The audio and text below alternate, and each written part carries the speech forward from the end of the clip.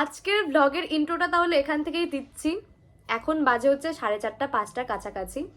তো সকালবেলা ঘুম থেকে উঠে দেখি আমার ফোনে হচ্ছে 2% চার্জ, তারপর সুইচ অফ হয়ে গেল, কারেন্ট নেই, ঝড় বৃষ্টি প্রচুর চলছে, এর জন্য এক জায়গায় দুর্ঘটনা হয়েছে, এর জন্যই কারেন্ট ছিল না। তারপর আমি একটা ফ্রেন্ডের বাড়িতে গিয়ে ফোনটা চার্জ করে নিয়ে যে এখন এলাম।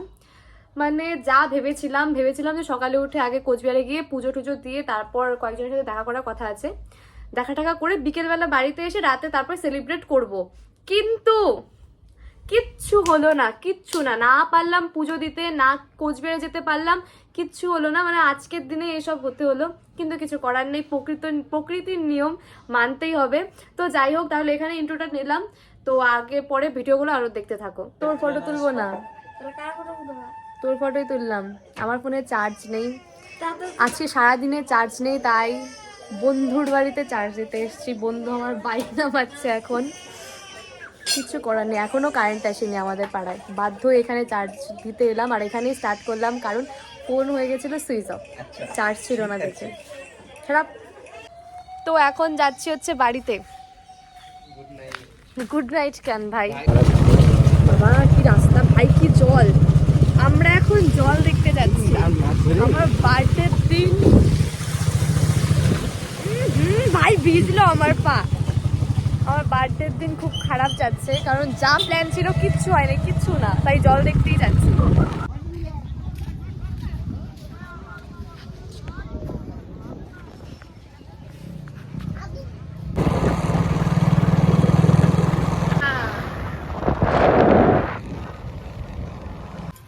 তো আজকে দুপুরবেলা খাওয়া হচ্ছে এটাই, ভোগের প্রসাদ, যেহেতু মন্দিরে যেতে পারিনি, তো আবার মা হচ্ছে ঠাকুরকে ভোগ দিয়েছিল মন্দিরে গিয়ে, তো সেখানেরই প্রসাদ, এখন দুপুরবেলা এটাই খাবো।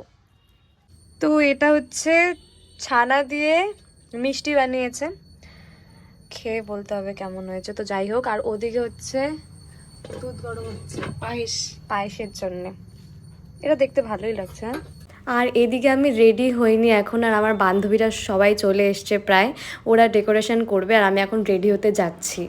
তো এটাই হচ্ছে আমার ফাইনাল লুক, আমার বার্থডে সেলিব্রেশন করার আগের টাইপের এসব ভিডিও নেওয়া হয়েছে।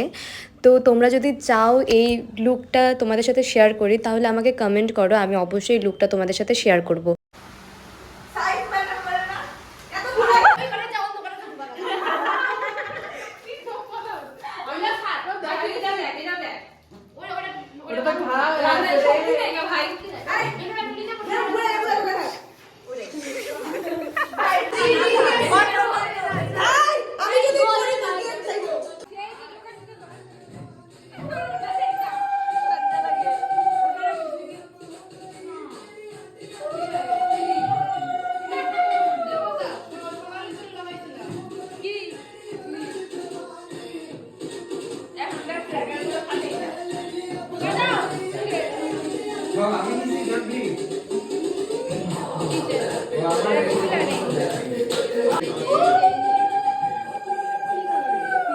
এখন বাবাকে আশীর্বাদ করা হচ্ছে। তোমরা এই ভিডিও দেখে অনেকেই কমেন্ট করবে যে ব্যাপার কি, বাবাকে কেন আশীর্বাদ করা হচ্ছে? ব্যাপার হচ্ছে আমার আর বাবার ডেট অফ বার্থ সেম, আমারও 5 তারিখ অক্টোবরে, বাবারও 5 তারিখে, তো এর জন্যই বাবার আমি একসাথেই কেক কাটবো আজকে।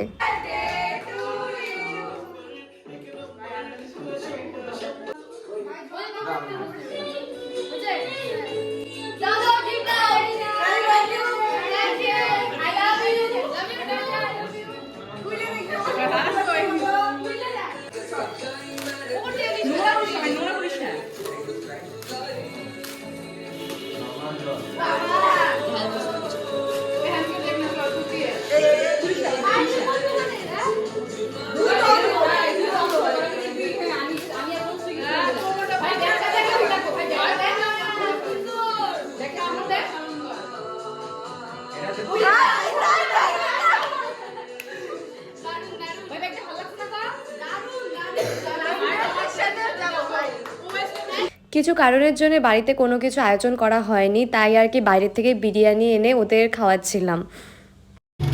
Bye bye, tata. সবাই চলে গেছে,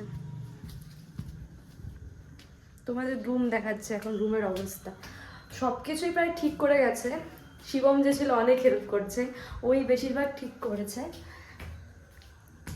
নাহলে রুমের অবস্থা আরো খারাপ থাকতো। দেখাচ্ছি দাদা।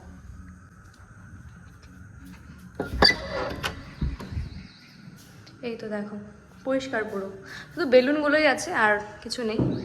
তো যাই হোক এখন আর লাইট দিচ্ছি না। তো এখন আমার ফ্রেশ হওয়ার পালা, তো ফ্রেশ হয়ে আবার আসছি। তো দিনের বেলা খুব একটা ভালো কাটেনি, তোমরা সেটা দেখলে। রাতে খুবই এনজয় করলাম, সেটাও তোমরা দেখলে। তো যাই হোক এখন আর কোনো রকম এনার্জি নেই, এখন শুয়ে পড়বো। তো যাই হোক তোমরা যারা আমাকে উইশ করেছো তাদের থ্যাংক ইউ সো মাচ। তোমরা এতটা ভালোবাসা দিয়েছো আমাকে, আমি কোনোদিন ভাবতেও পারিনি যে সোশ্যাল মিডিয়া থেকে এতটা ভালোবাসা আমি পাবো। তো থ্যাংক ইউ সো মাচ যারা আমাকে উইশ করেছো, তোমাদের জন্যে অনেক অনেক ভালোবাসা আমার তরফ থেকেও। এভাবেই সারা জীবন আমার পাশে থেকো। তো দেখা হচ্ছে নেক্সট ব্লগে খুবই তাড়াতাড়ি। আজকের জন্য টাটা, বাই বাই।